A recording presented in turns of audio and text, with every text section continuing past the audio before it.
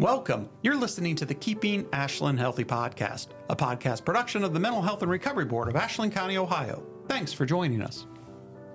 And we do appreciate you joining us today. It is Dr. Ashley and the boss. Good morning, Dr. Ashley. Good morning, boss. How are you today? I'm doing well. It's Good. raining a little bit, but the weather has turned since our last podcast. We are into the spring. Yes. And weather been great. is definitely changing. I feel like those frost warnings and the snow, it's behind us. Yeah, and it makes a big difference when the sun's shining. You know, for some people, I think it improves mood. And guess what? What? That's what we're talking about today. Look at that. Right? How ironic. Yeah, Planned it. No, it was spontaneous. No, we wanted to take today's episode to let everybody know about the month of May and why May is so special. There's a lot of reasons May is so special, but what do you think, Dr. Ashley? Why do you think May is so special for the Mental Health and Recovery Board? Well, it is a special month because it is Mental Health Awareness Month. What? I know. And that is kind of the business that we're in, mental health, right? It is. So we want to talk a little bit about that. The purpose of Mental Health Awareness Month is to increase awareness about mental health related topics and issues, and to reduce stigma about mental health. Yeah. And this is something that is done, I think, nationally.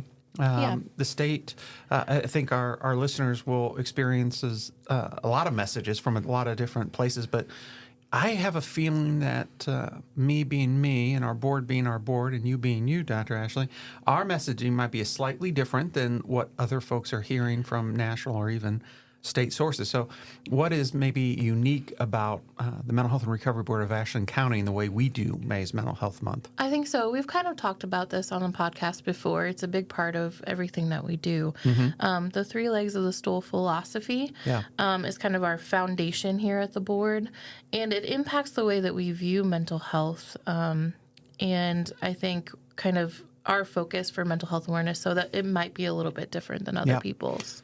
Yeah, to maybe put a little meat on that bone, what we're talking about, audience, is the Mental Health and Recovery Board has really stressed over the years that when it comes to recovery, and when it comes to trauma, we talk in terms of human emotion, normal life struggles. We try not to medicalize. If someone experiences a loss, we don't want to jump to go see a psychiatrist, take a bunch of medications. If you've had a job loss or a divorce or challenging relationship, if you are one of our first responders or a combat vet, we try not to medicalize, which are normal human reactions to maybe abnormal or unusual circumstances. So we don't like to jump too quickly.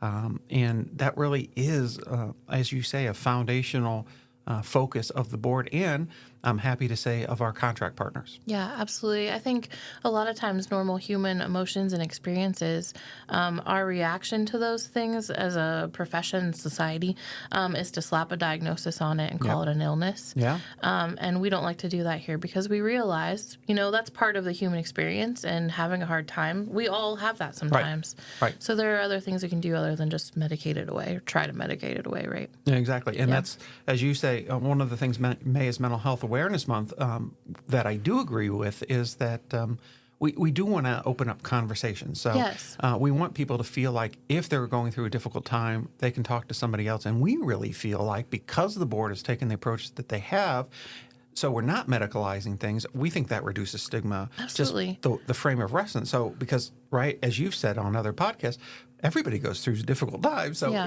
it's not hard to be a good listener because you can relate. Yeah, I had a difficult time. Yeah, you had a difficult time. Yeah. You don't have to have a particular diagnosis, for you to relate to the person. So when you take the labels out and just focus on going through a challenging time, I think that allows everybody to be a better active listener and a support person. It takes a little bit of the fear away from reaching out, too. Yes, so if I'm not afraid of being diagnosed and being viewed as, ill or something, I might be more readily able to reach out for support because we all need support for some things at some point. Agreed. So what are some of the things that the board is going to be promoting during the month of May?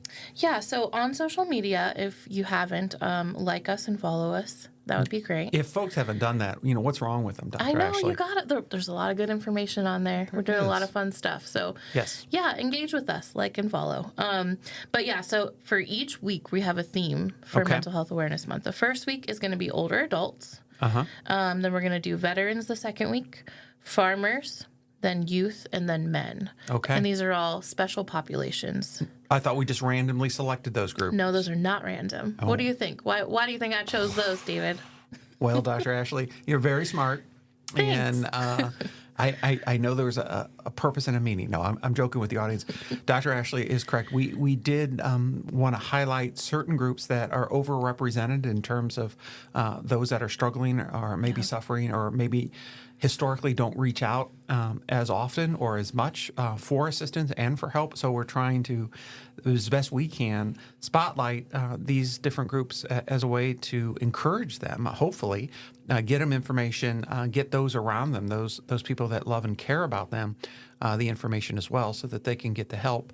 And we don't want to see them overrepresented in our system or struggling in silence, not knowing that there's help available, readily available in our county. So I think for each of those groups, we've noticed that they don't necessarily reach out as much as maybe they could or should. Yeah, definitely. I think sharing those things on social media too, if our followers can share them, like them, start conversations about that information, then we've raised awareness for Mental Health Awareness Month. So that's great. That's the goal. Each week during the month, a different theme, different group. Okay. Also, I wanted to bring up May 1st is World Laughter Day. All right. And I think that's great because, for one, we have a lot of fun around here. We do a lot of laughing. We do. Yeah. I think it makes life better in a lot of ways. I agree. But there are a lot of short and long-term mental health benefits to laughter. Yes. Like when you laugh, you feel more relaxed and less stressed. Yeah. It releases the body's natural painkillers, so it reduces pain. It can diffuse anger and conflict, improve your mood, strengthen resilience, relationships, and it attracts us to others. So laughter is an important thing and such, like a little thing. Well, audience, you heard it here first. Dr. Ashley is endorsing laughter. I'm endorsing laughter. There's going to be a social post about this, and I asked people, please share your favorite appropriate joke with us. Appropriate joke, and we'll have a good laugh tomorrow. Yep. So okay, I like that. That'll be great. Incorporate laughter into your lifestyle. If you're not doing that, I would encourage more of that. Dr. Ashley is right. There are a lot of serious things going on individually and collectively in our world. And if we stay stuck there and we don't see some of the balancing things that are going on that are both exciting, fun, and worthy of laughter, we can get ourselves stuck that way. Yeah, gotta laugh. Got to. Some other things that we're sharing for Mental Health Awareness Month. Enhance your well-being through creative arts. Okay. That's a good idea. Right. We've done some episodes, and our conference this past year at RSVP was really focused on creative arts. Yes. And music also goes along with that. Well, you are definitely talking in my lane now. Hair bands. That's correct, audience. Dr. Ashley knows, even though she does not approve, 80s hair bands for me is definitely my go-to place. And I have noticed, and I think there might be even some research that supports this. We'll have to have one of our music therapists in to confirm this. But it can really help put me in a different mood. Maybe I'm struggling. The day hasn't been as pleasant. Some adversity, and I'm looking to get into a different space. And for me, that particular genre of music can do it fairly quickly, and it can do it maybe when nothing else can. So I guess find out what that music is for you, what genre that is, and encourage folks to absorb the positive vibes of their music of choice. Absolutely, even if it's hair bands. Even if it brings you joy, you do it. That's right. And then embrace challenges as opportunity for growth. So, yeah, I think that's a good one. Set realistic goals, seek feedback. And when you're having a hard time getting to the other side of that, you might be stronger. I think that's important, Ashley, in our current culture in particular, because we've heard of this expression of helicopter moms or bubble wrapped kids. I like that. It's okay to push ourselves and gasp, horror, fail. And I put that in quotes. The listening audience can't see my air quotes right now. But, I have learned some of the most impactful and important lessons in my life and career through what would be termed failures, where things didn't happen. The outcome wasn't what I anticipated, but boy, did I learn a lot, and it helped me take different directions and achieve things in the long term I don't think I ever would have without that adversity. So I think embracing challenges, don't avoid challenges, and that goes for our young people as well as adults. Appropriate, of course. I'm not asking folks to engage in a challenge that is going to threaten their lives, but within reason. I think we cannot be so risk averse. I think embracing challenges is a healthy part of living, and it is an opportunity for growth. Absolutely. I agree with you. Failure has been, always one of the most important learning experiences in my life, too. You learn a lot from getting through hard things. So and it helps when you have people in your life that are supportive even when you fail, right? The friends and family that say, what can you take from this? What are you going to take from this? Or maybe you can say, what? Remember that time when I failed? And they can relate. And again, this goes back to what you're saying. All of us experience that. And it doesn't have to be the end of the world. Doesn't have to be the end necessarily of anything. It might be the start of doing it differently or doing something else entirely. But again, that can be seen as a growth and a positive, not necessarily a negative. Yeah, I love that. And then this last one is breath. Take some deep breaths to calm your mind and body. Dr. Ashley, why on earth would breath be important? Well, it's a relaxation technique for sure. Yeah. And taking a pause from maybe whatever is stressing you out is always a good plan anyway. So I think we can say with some degree of certainty that the Mental Health and Recovery Board supports breathing. Breathing is a plus. All right. Well, those some of those 5 things you can do to promote wellness and mental health, we're going to have that posted, I think, on... and it was in our newsletter for May. Excellent. I think that was sent out. So, check that out. All right. Well, in addition to some of these practical tips and the weekly things that you'll be sending out, there are a few events that are going to occur during the month of May that we wanted to draw our listeners' attention to. Can you go through a few of those? Yeah, the first one is the birthday walk on May 18th in honor of Danielle Leedy and Mental Health Month. Used to be the 33 Forever event. Yeah, so these are our partners, Jeff and Donna Heck, that are over in Richland County, and we participate in this. So the board will have a table there with some resources, but there'll be other folks, and then you can walk in their event in honor of their daughter, Danny, who passed away, and again, due to suicide. And they've really done a great job to draw awareness, to the issue, to the resources and the helps available, and again, trying to turn in Danny's tragic situation into hope for others that might be struggling or have lost somebody to suicide as well. So that's an important event, May 18th. I think that's a Saturday, and folks can easily, I think, Google that. But it's the birthday walk for Danny, and that's associated with 33 Forever, and that's on May 18th. Yeah, we'll see you there. May 23rd is the Literacy Night at Ashland Middle School from 5 to 7 p.m. Okay, the middle school, Ashland. Okay. And this one, we're going to have some resources. I don't think we have a table, but we'll have some resources, backpacks full of some great information. And again, literacy, the importance of reading, and again, I'm very biased on this, but I think the research, and you tell me, Dr. Ashley, but I think the research supports me in this. I was read to at a very young age, and my mom in particular, and my father, just really inspired me and helped create a love of reading, which I took up on my own pretty early on, kindergarten and first grade on.